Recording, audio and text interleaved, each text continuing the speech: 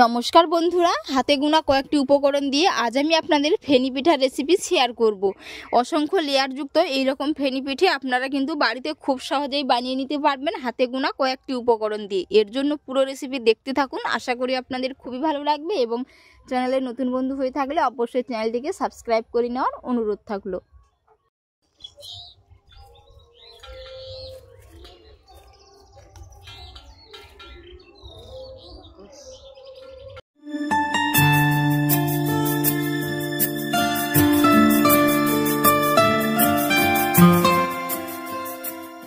ফেনি পিঠে বানানোর জন্য প্রথমে আমি একটি মিক্সিং বোল নিয়েছি। তো মিক্সিং বোলের মধ্যে আমি দিয়ে দিচ্ছি 1.5 কাপ ময়দা। তো ময়দার পরিমাপটা আপনারা বাড়িয়ে কমিয়ে নিতে পারেন, এটা পুরোপুরি আপনাদের পছন্দ অনুযায়ী। আরও 1/2 কাপ নিয়ে নিলাম। এবার আমি এর মধ্যে জল দিয়ে অল্প অল্প জল দিয়ে একটি সেমি সফট ডো রেডি করে নেব। তো ডোটা খুব বেশি শক্তও হবে না এবং খুব বেশি নরম হবে না, একেবারেই সেমি সফট বানিয়ে নিতে হবে। তো বন্ধুরা, এর মধ্যে কিন্তু আমি কোনো রকম তেলের ব্যবহার করছি না, তেল, ঘি কিংবা বাটার ময়ামের জন্য শুধুমাত্র জল দিয়ে আমি ডোটা বানিয়ে নিচ্ছি। আর এই পিঠেটা আপনারা কিন্তু সারা বছরই যখনই ইচ্ছে করবে তখনই খেতে পারবেন, শুধু শীতকালেই যে খেতে হবে তাই নয় বন্ধুরা, শীত, গ্রীষ্ম, বর্ষায় আপনারা এই পিঠেটা খেতে পারবেন। খুব সুন্দর করে একটি ডো হয়ে গেছে, এই যে পুরো একেবারেই সেমি সফট হয়েছে ডোটা। এবার এটাকে আমি 5 মিনিটের জন্য রেস্টে রেখে দেবো। তো একটি ঢাকা চাপা দিয়ে 5 মিনিটের জন্য রেস্টে রেখে দিলাম। তো এবার আমি একটি প্লেট নিয়েছি, আপনারা চাইলে এখানে প্লেটের পরিবর্তে থালা নিতে পারেন। এর মধ্যে আমি দিয়ে দিচ্ছি 2 চামচ ঘি। তো যেহেতু কিছুটা শীত, তো ঘিটা অনেকটাই কিন্তু জমাট হয়ে আছে, দানা দানা ভাব আছে। এইরকম করে ঘিটা আমি খুব ভালো করে ফেটিয়ে নেব। এরকমভাবে ফেটাতে ফেটাতে এর কালারটাও অল্প একটু চেঞ্জ হয়ে যাবে।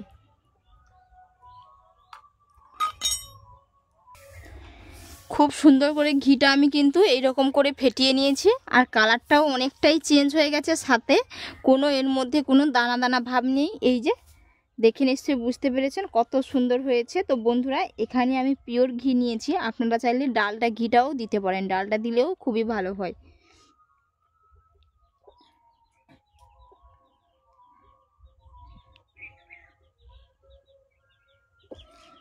আমি যে ডোটা রেডি করেছিলাম তার থেকে আমি কিন্তু এখানে 3টে লেচি কেটে নিয়েছি। এবার আমি কি করব, এই লেচিগুলো মাঝ বরাবর এই রকম করে ফুটো করে নেব, দিয়ে কিছুটা আমি বড় করে নেব।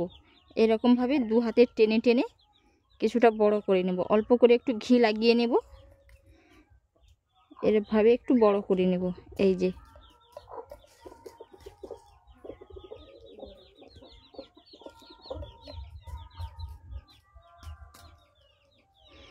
এরকমভাবে বড় করে এটা আমি রেস্টে রেখে দেবো। বাকিগুলোও ঠিক একই রকমভাবে আমি এইরকম করে বড় করে নেব। এই যে যাতে না এটা লেগে যায়, একটার সাথে আর একটা যাতে না লেগে যায়, এই যে এরকম করে এরকম করে নেব। এই যে আরেকটাও ঠিক একই রকমভাবে করে নেব।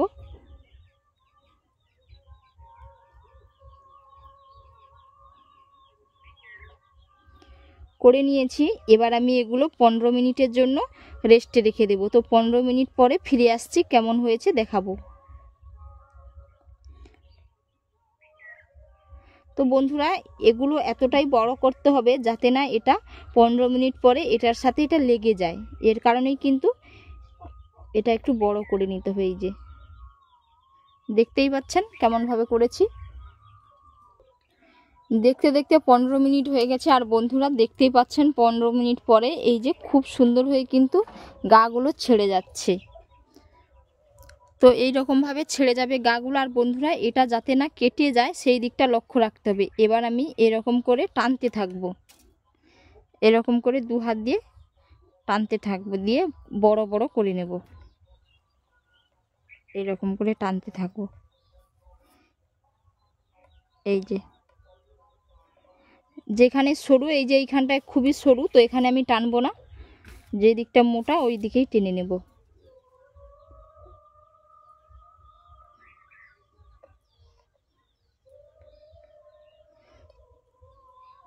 আবার একটু করে ঘি লাগিয়ে নেব, এরকম করে টানতে থাকবো। এই যে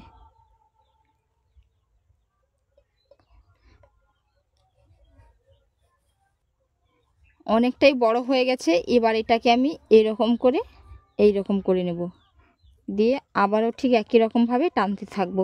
এরকম করে বন্ধুরা আমি 5 থেকে 7 বার এইরকম টেনে টেনে বড় করব, সাথে আবারও একই রকমভাবে জয়েন্ট করে নেব। এরকমভাবে করতে থাকবো।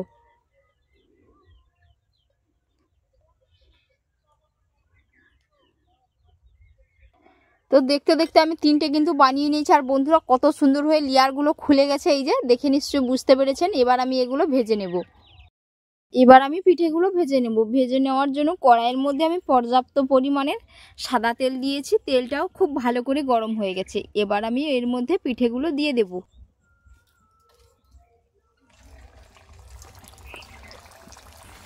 তো বন্ধুরা এবার আমি এক পিঠ উল্টে নেব। কত সুন্দর হয়ে এই যে লেয়ারগুলো ছাড়ছে দেখুন। এই পিঠেটা খেতে কিন্তু দুর্দান্ত লাগে। আপনারা অবশ্যই একবার বাড়িতে বানিয়ে খাবেন, দেখবেন কতটা সুন্দর লাগে খেতে। এই দিকের দুটো পিঠে খুব সুন্দর হয়ে ভাজা হয়ে গেছে। এগুলো আমি এবার তুলে নেব।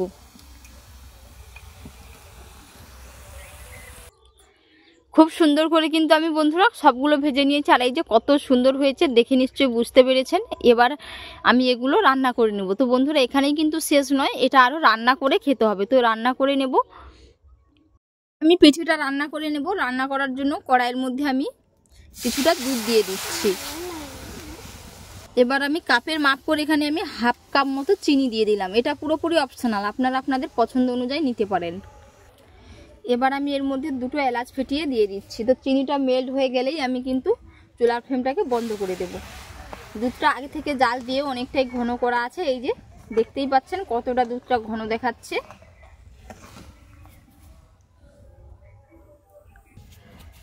চুলার ফ্লেমটাকে একেবারেই বন্ধ করে দিয়েছি। এবার আমি এর মধ্যে পিঠেগুলো দিয়ে দিলাম।